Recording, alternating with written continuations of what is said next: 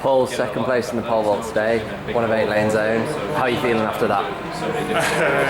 First sensation is tired. I did a fair few jumps today.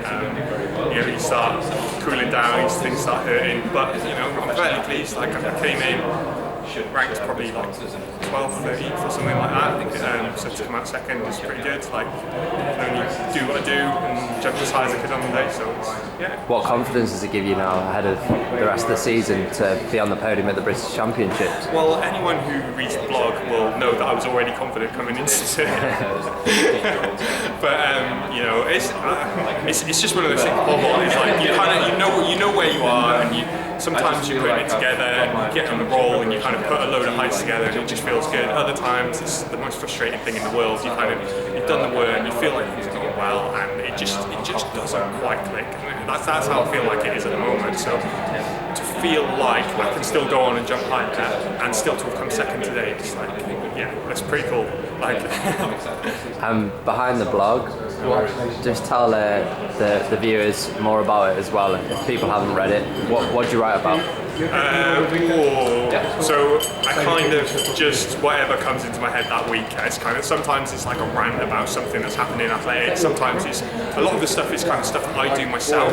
So I'm really like I'm always trying to get that little bit of an edge, trying out different things. So one of my most recent ones was about the meditation practices that I've been using, which I was using out in the field today, like in between jumps, like using my heart focused breathing and getting back into coherence. Some of the stuff like how to recover from injuries, because I've been so injured over my career. Like this is the first British Champs I think I've cleared a height in 4 years. I think I no heighted once. I pulled out 2 days before because I was injured, and then the last couple of years I've had like Achilles problems. Had a surgery kind of 15 months ago. So I started the blog kind of as part of my recovery. I kind of wanted to track what was going on and just talk about things that I was going through. And so some people like it, some people don't think I'm a bit of an American idiot, but it's kind of whatever. So you're going to be writing a book then soon, it sounds like, with the stories that you've got. Well, it's kind of one of those things. I started doing it more for myself than anything else. Some people seem to like reading it, others not so much. So I didn't expect to get as many readers as I do. So if it keeps going that way, and I've never been good at writing. Sorry.